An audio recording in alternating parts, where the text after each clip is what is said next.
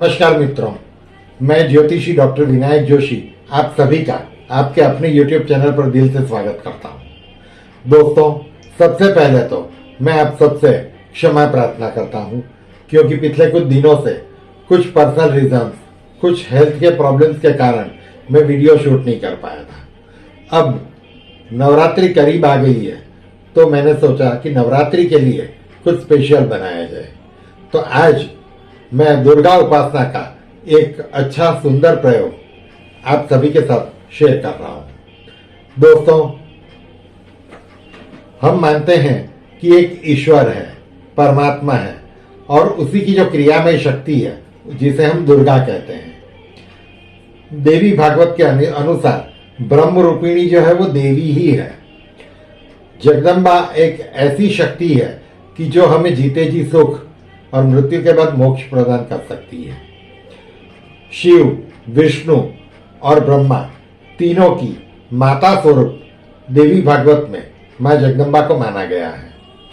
मां की आराधना करने से हर मनोकामना की पूर्ति हो सकती है। जब देवताओं ने माता की स्तुति की, जिसे आप श्रीमद् देवी भागवत में या दुर्गा सप्तशती के पुस्तक में भी पढ़ सकते हैं, तो देवताओं की स्तुति में जब देवताओं ने पूछा कि हे मां, हम तुम्हारी आराधना कैसे करें, तब माता ने अपने श्रीमुख से स्वयं कहा कि मेरे दो मंत्र जगत में श्रेष्ठ हैं। सबसे पहला है गायत्री मंत्र और दूसरा मंत्र नवार्ण मंत्र है। ये दोनों मंत्र इंसान को भोग, सुख, समृद्धि और साथ साथ मोक्ष देने के लिए समर्थ है। आज हम बात कर रहे हैं नवार्ण मंत्र की। अगली बार मैं आपके साथ गायत्री मंत्र की भी कुछ विधियां शेयर करूंगा। अब नवार्ण मंत्र की साधना कैसे की जाए, तो नवरात्रि के पहले दिन जैसे हम घट स्थापना करते हैं उसी प्रकार से घट स्थापना करें।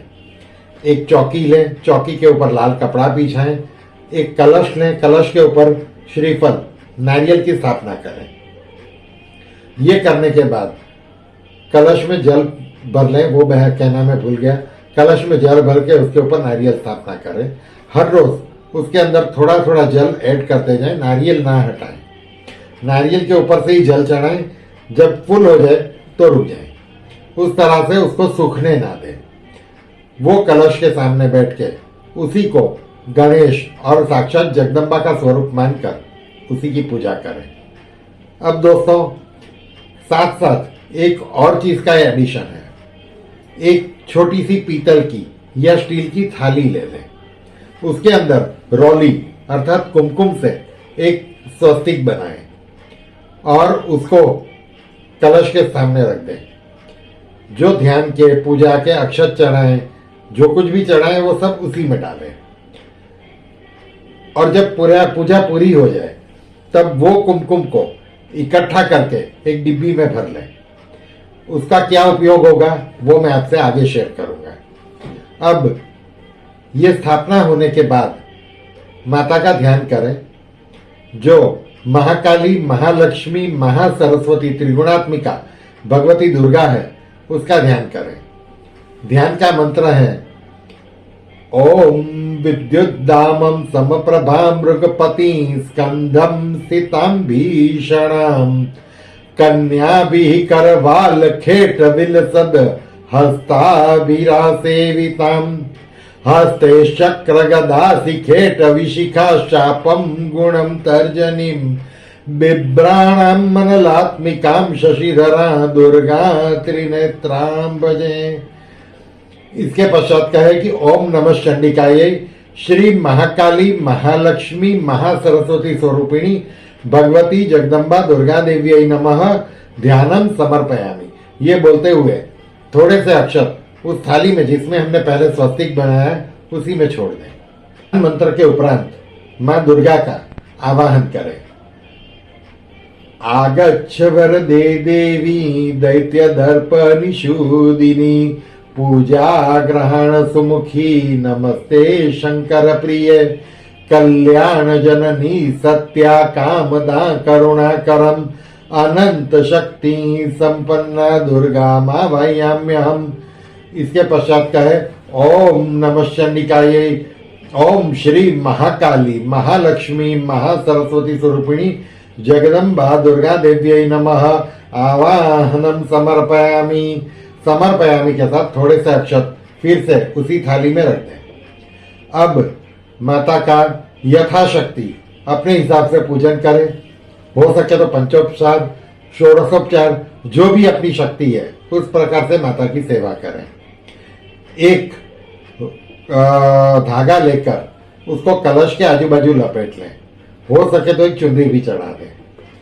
उसके बाद माता का ध्यान करके हाथ में वापस जल लेके संकल्प करें और जिस भाषा में आए, जरूरी नहीं है कि संस्कृत में बोला जाए, माता को हर भाषा आती है, तो आप अपनी मातृभाषा में या हिंदी में कहें कि हे माँ, आज से नवरात्रि के नवमी तक प्रतिदिन मैं आपकी रोज 51 माला नवाण मंत्र के मंत्र जप करूंगा। हे माँ, तू प्रसन्न होना और मेरी इच्छाओं की पूर्ति करना। ये कहते हुए वो जल को सामने थाली में रख दें। ये मैं आपको एकदम सरल स्वरूप में विधि बता रहा हूं।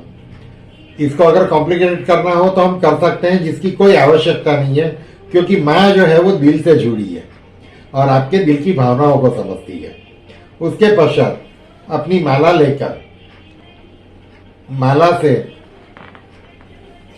माला की पूजा करें और मंत्र बोलें ओम माँ माले महामाये सर्वशक्ति स्वरूपिणी चतुर्वर्ग स्तवै न्यस्यस्मान में सिद्धिदा भव। ओम अविघ्नं कुरु माले त्वं ग्रहामि दक्षिण करे जप काले च सिद्ध्यर्थं प्रसिद्धं सिद्धयेत्। ओम अक्षमालाधिपतये सुसिद्धं देहि देहि सर्व मंत्रार्थ साधिनी साधे साधे परिकल्पय परिकल्पय में स्वाहा। ये मंत्र बोल के माला को आंखों से स्पर्श करा के शांति से इन 3 उंगलियों से माला से जप करें और एक एक मंत्र को सावधानी से अपनी तरफ खींचे।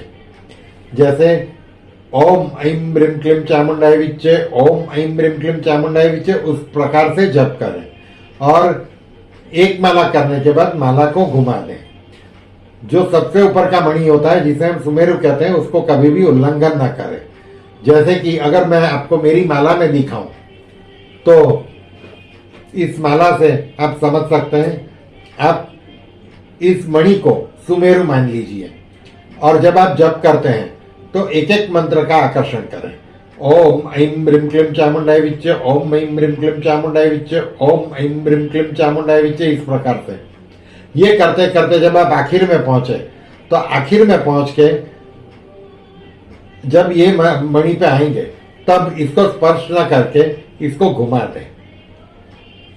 ये सुमेरु कहा जाता है, जिसका कभी उल्लंघन नहीं किया जाता है, जिसको क्रॉस नहीं करते। तो इसको घुमाकर फिर से शुरू करें। जैसे ये 109 दाने की माला है जिसमें 9वां दाना सुमेरु है, तो ये 108 दाने 108 पूरे होने के बाद रिवर्स में शुरू होगा 108, 107, 106, उस प्रकार से। तो इस तरह से मंत्र के जप करें और कुल 91 माला मंत्र जप करें। मंत्र जप करने के बाद हाथ में जल लेकर माता से कहें कि हे माँ, अभी मैंने जो भी जप की है वो यथाशक्ति जप थे, इसका तू स्वीकार कर। ये मंत्र के जप मैं तुझे अर्पण करता हूं। और मंत्र में ये भावना करें कि ये मंत्र मैं माता के दाहिने हाथ में अर्पण कर रहा हूं। फिर से उस जल को उसी थाली में छोड़ दें। अब जप करने के बाद माता से हाथ जोड़ के प्रार्थना करें कि हे माँ, मैंने यथा ज्ञान से यथाशक्ति से तेरी पूजा की है। इस पूजा में जो कुछ भी गलती हुई हो, भूल चूक हुई हो, वो सब तेरी कृपा से दूर हो जाए। हे माँ, मेरी पूजा का स्वीकार कर, मेरे प्रणाम का स्वीकार कर और आशीर्वाद दे। प्रणाम करके उठ जाए। दिया जो है उसको 9 दिन तक अखंड रहने दे, अर्थात एकम से लेके नवमी तक। और कलश में रोज थोड़ा थोड़ा जल ऐड करें, कलश को सूखने ना दें। 9 दिन के बाद माता को प्रार्थना करके उस कलश का आप विसर्जन कर सकते हैं। विसर्जन करने के लिए कलश के ऊपर से श्रीफल ले लें और उसको जरा सा हिला दें। जो जल बचेगा उसको पूरे घर में छिड़क दें। घर में अगर पौधे हैं तो उसमें डाल दें बचा हुआ जल। और जो श्रीफल है उसके साथ ₹1.25 या चांदी का एक सिक्का लेके उसको लाल या हरे कपड़े में बांध के घर में दरवाजे के नजदीक में कहीं पे हुक लगा के उसमें टांग दें। 6 महीने के बाद जब चैत्र नवरात्रि आए तब इसी प्रयोग को दोहराएं और कलश का आप उस नारियल को बदल सकते हैं। और अगर आप हर 6 महीने में नहीं करना चाहते तो अगली नवरात्रि में 1 साल के बाद आप यही प्रयोग को दोहरा के वो श्रीफल को बदली कर सकते हैं। पुराना वाला श्रीफल आप जल प्रवाह कर सकते हैं अर्थात विसर्जित कर दें। अब वो थाली की बात, तो 9 दिन के बाद वो थाली का जो कुमकुम है उसको पूरा इकट्ठा करके एक डिब्बी में भर लें। हर रोज कहीं भी जाना हो या किसी खास काम से जाना हो तो उस कुमकुम से हल्का सा तिलक करके बाहर जाएं। आपको हर कामना में सफलता मिलेगी और हर कार्य में मां आपके साथ जाएगी।